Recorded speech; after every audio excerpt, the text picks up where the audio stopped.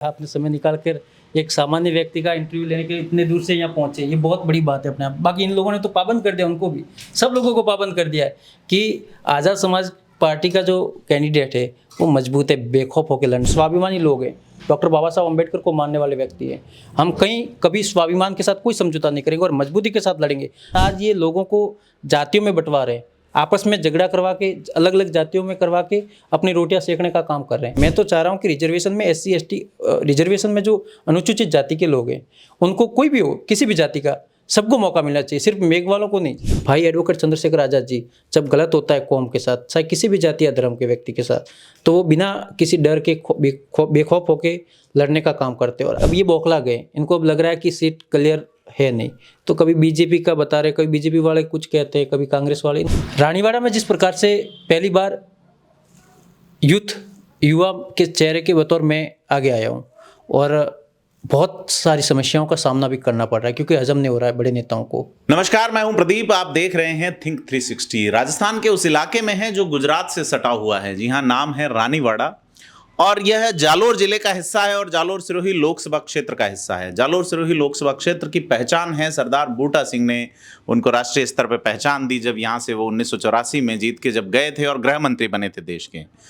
दलित वर्ग के लिए ये जो लोकसभा की सीट है लंबे समय तक आरक्षित रही। 2009 से सीट अनारक्षित हो गई, लेकिन आज भी पूरे राजस्थान में इस लोकसभा क्षेत्र में देखें तो सबसे ज्यादा दलित और आदिवासी प्रतिशतता जो है, करीब 38-39% वोट जो है वो दलित और आदिवासी वर्ग के हैं। बावजूद इसके हम अगर देखें पर्यटन स्थल माउंट आबू या सुदूर रानीवाड़ा जालोर के ऐसे गांव, तो वहां आज भी दलित और आदिवासियों की स्थिति कोई ठीक नहीं कही जा सकती आज़ादी के 75 साल बाद भी।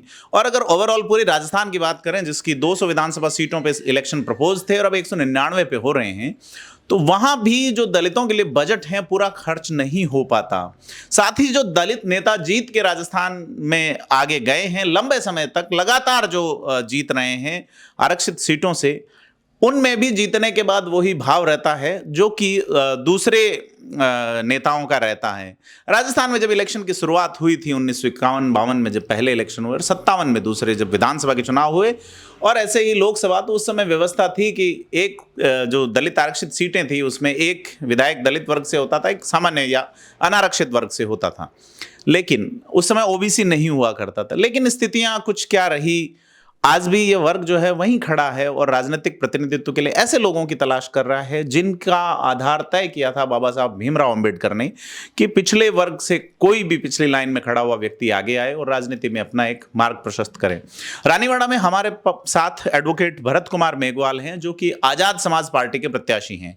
जी हाँ, आज़ाद समाज पार्टी कांशीराम के आप प्रत्याशी हैं और रानीवाड़ा से चुनाव लड़ रहे हैं। छात्र संघ की राजनीति से आपने शुरुआत की। 2 अप्रैल को जो एट्रोसिटी एक्ट का मामला था जिसमें कई तरह के प्रकरण हुए थे, आपसी टकराव हुआ था या जेल भरो जैसा आंदोलन था, उसमें आप जेल भी गए थे। अभी आज़ाद समाज पार्टी से चुनाव लड़ रहे हैं। हम आपसे रूबरू होते हैं रानीवाड़ा ही नहीं, आसपास के पूरे इलाके को लेके कि कभी सामंतों का इलाका रहा यह जालोर जिला, अब राजनीतिक रूप से कैसे सशक्त है। कभी 5 की 5 सीटों पर एक ही जाति के लोग जीतते थे, वो अब 1 या 2 सीट पे सिमट गए हैं। तो क्या स्थितियां बदली है, भरत जी बताएं। बहुत बहुत धन्यवाद।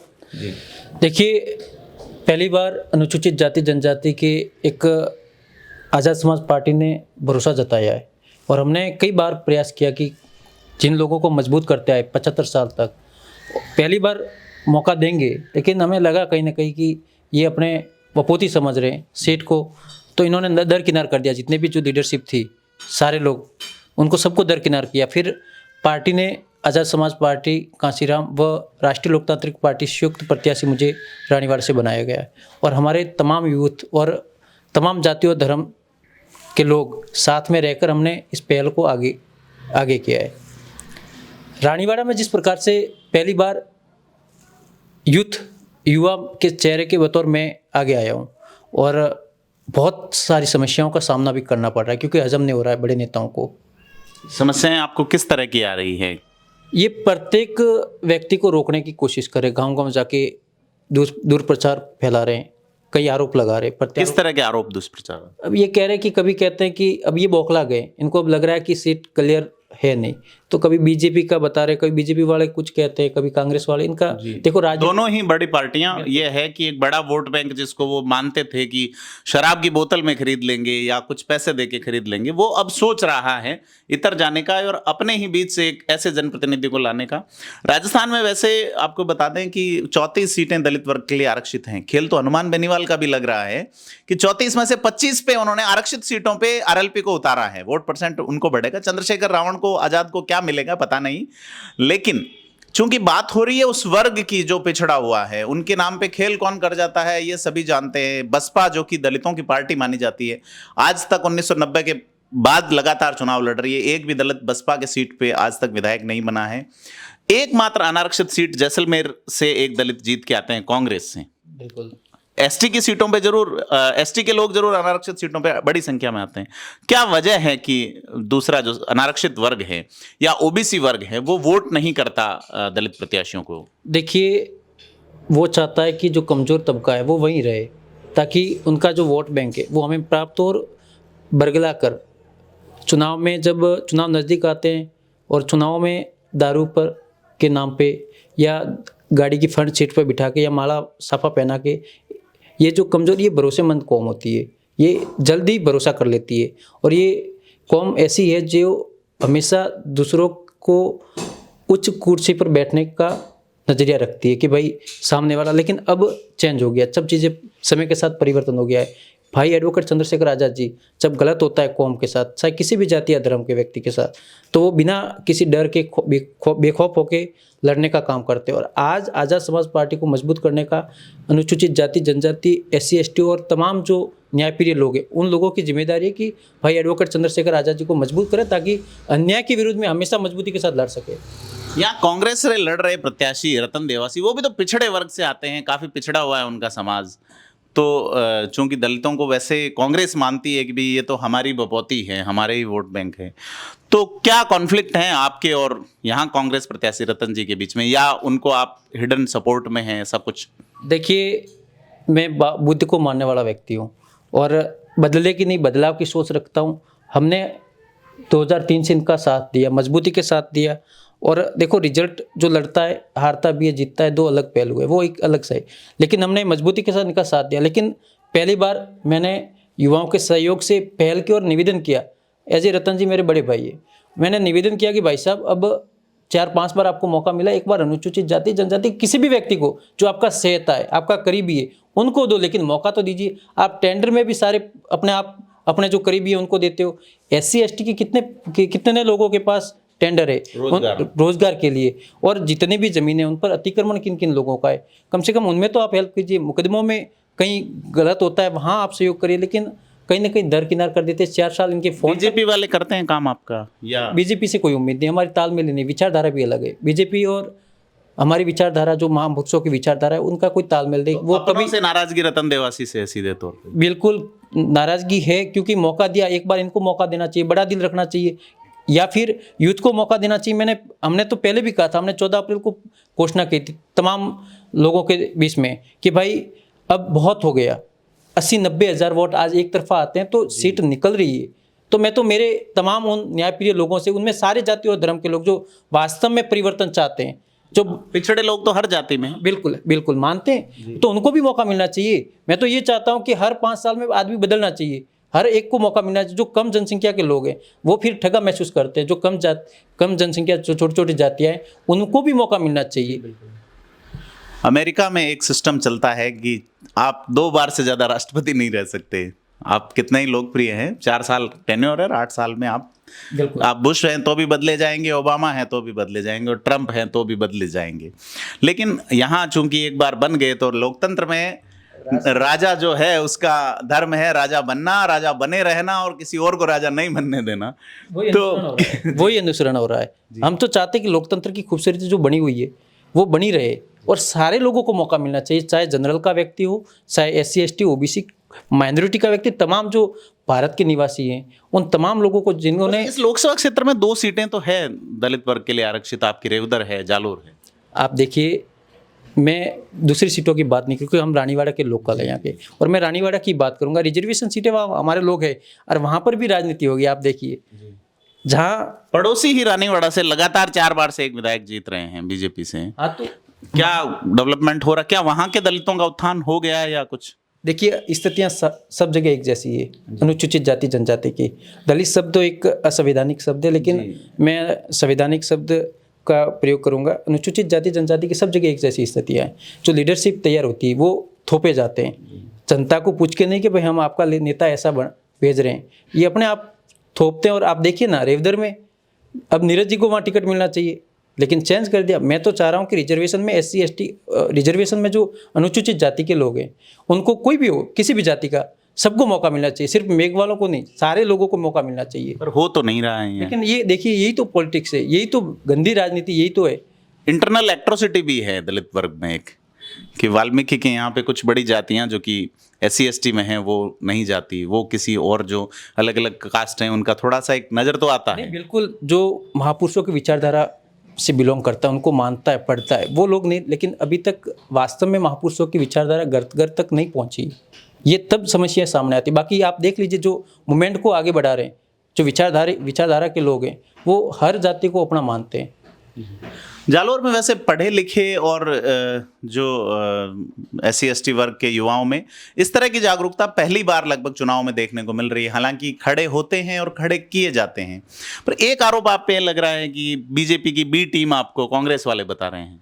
अब देखिए, विरोध उसी का होगा, वो जो सच्चा आदमी होता है ना, मजबूती से लड़ने का जो मानदा रखता है ना, उसका विरोध होता है। और मुझे कोई परवाह नहीं है, ये राजनीति में सब चीज़ें मैंने भी देख लिया, पहली बार देखा। मैंने सोचा था कि भाईचारा बनेगा, हम भी इनकी तरह कुछ अलग करने की सोच रखते हैं और यूथ को हर चीज़ से रूबरू करवाएंगे कि वास्तव में राजनीति गंदी नहीं है।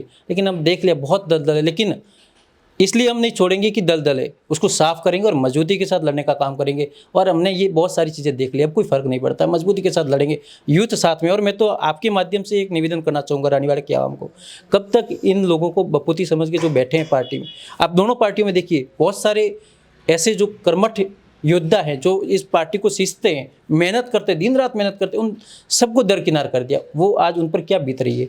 मैं तो उन लोगों से भी कह रहा हूँ कि आप आइए हमारे साथ, छोटे भाई का साथ दीजिए। और हम वास्तव में, मैं तो एक बार आप मौका दीजिए, मैं दूसरी बार आपको मौका दूंगा। मैं वो नहीं करूँगा कि हाँ मैं ही बैठा रहूँगा।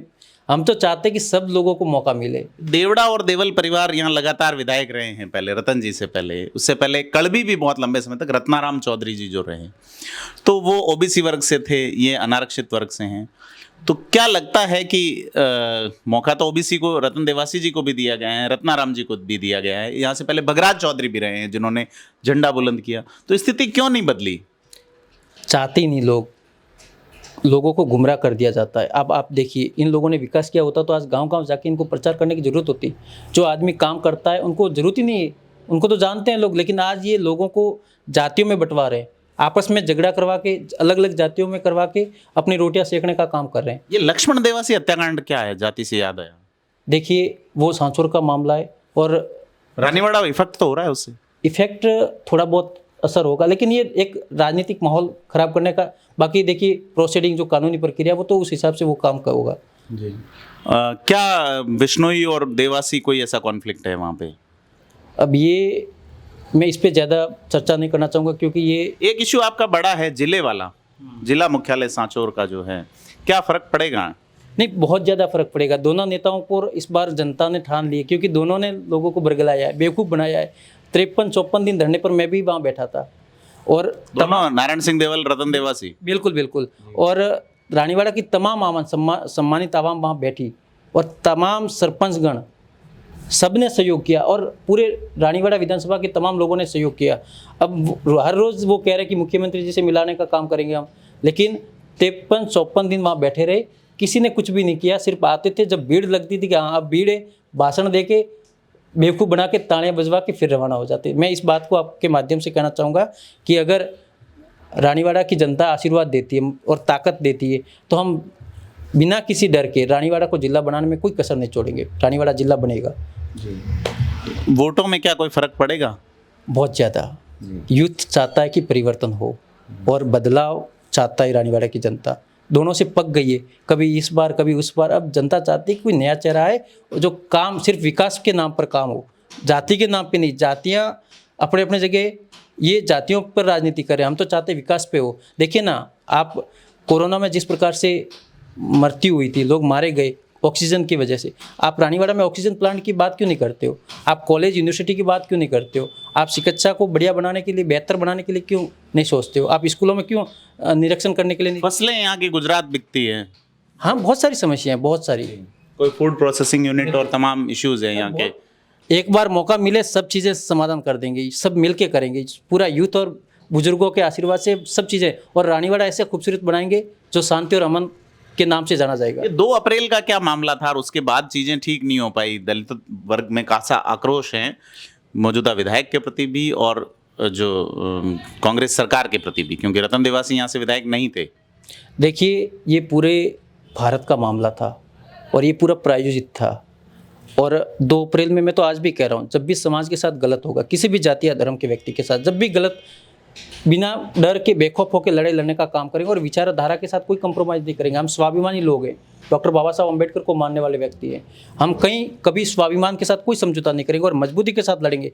2 अप्रैल जो लड़ाई लड़ी हमने, जेल भी गए, हमारे बहुत सारे लोगों के साथ गलत भी हुआ। हम चाहते हैं कि दोबारा रानीवाड़ा में 2 अप्रैल जैसी घटना ना हो, इसलिए हमने मोहब्बत का पैगाम सारी जाति और धर्म के लोगों को मंच साझा करवाया और वहाँ संकल्प लिया कि चाहे कुछ भी हो, रानीवाड़ा में वैचारिक लड़ाई लड़ेंगे, वैचारिक विचारधारा में कोई कंप्रोमाइज़ नहीं करेंगे। लेकिन हाँ, जो भाईचारा है, रोज़ जिनको साथ में रहना है, उठना बैठना है, अब ऐसी कोई घटना, और 2 अप्रैल के बाद ऐसी कोई घटना नहीं हुई। सारे लोग अपना अपना काम करें, अपने काम में जिन पे हुए थे उनका क्या हुआ? सरकार ने वो चल रहे हैं अभी तक। ये अब आप देखो, इनके भाषणों में के मुकदमे हटा दिए। मेरा पुलिस वेरिफिकेशन आप देखिएगा, मुकदमे हैं, कोई किसी का योगदान नहीं। हमारा संघर्ष जारी, और हम तो चाहते हैं कि जब तक। कितने लोगों पे मुकदमे होंगे? 19 लोगों पे। तो अभी तक वो पॉलिटिकल मुकदमे हैं या ऐसे एट्रोसिटी या आईपीसी के मुकदमे होंगे? आईपीसी के मुकदमे जी।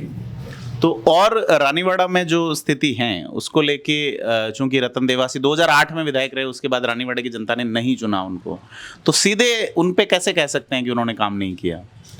काम देखिए, सरकार होती है तो काम आपको पता है, जिसकी सरकार होगी वही काम करवाएगा। और कोई काम करवा रहे, कोई न्याय नहीं करे, जनता का पैसा जनता पे डालना है, काम बड़ी बात है।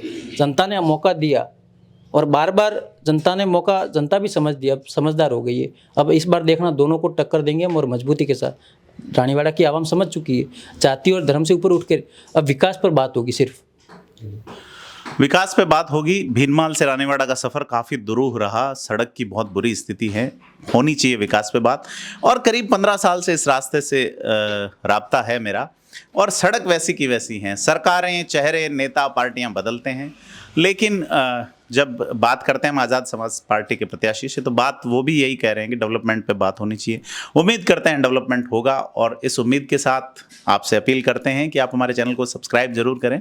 और हमसे बात करने के लिए बहुत बहुत धन्यवाद भरत जी। बहुत बहुत धन्यवाद आपका भी, आपने समय निकाल कर एक सामान्य व्यक्ति का इंटरव्यू लेने के लिए इतने दूर से यहाँ पहुँचे, ये बहुत बड़ी बात है अपने आप। बाकी इन लोगों ने तो पाबंद कर दिया, उनको भी, सब लोगों को पाबंद कर दिया है कि आज़ाद समाज पार्टी का जो कैंडिडेट है वो मजबूत है, बेखौफ होकर लड़ने का काम। मीडिया तो किससे पाबंद रहती है? आते हैं सभी सब चीज़ें आपको पता है, अब सब नहीं, हमें पता नहीं है। सब चीज़ें जायज़ है। राजनीति मैंने सब चीज़ें अब देखने को मिली है, जो मैंने सोचा नहीं था वो सब चीज़ें अब सबके आईने में क्लियर दिख रहा है कौन किया है। मैं तो तमाम आपके माध्यम से पुनः निवेदन करना चाहूँगा कि सारे लोग अपने विवेक से, सूझबूझ से अपने मताधिकार का, मतदान नहीं देना, अब दान बहुत दे दिया, अब तो अपने अधिकार का प्रयोग करना है, उपयोग करना है, और एक सही आदमी के साथ खड़े रहकर उसको मजबूत करने का, ताकि रानीवाड़ा में शांति और अमन और विकास पर बात हो। कोई स्टार प्रचारक आपके भी आएंगे क्या? हनुमान बेनीवाल या? बिल्कुल बिल्कुल, बहुत जल्द आएंगे, और देखिएगा पूरे रानीवाड़ा में एक अलग ही माहौल होगा। चलो, तो भरत जी से हमारी बात हुई। आप कह रहे हैं दलित वर्ग ही नहीं, सभी जातियों को साथ लेके चलने की बात है। नाराजगी इनकी दोनों से है कि आप हर बार बदलते हैं या नहीं बदलते, तो भी हमारी स्थिति नहीं बदलती, और स्थिति बदलने का प्रयास करेंगे। थिंक 360 के लिए रानीवाड़ा से प्रदीप विदावत।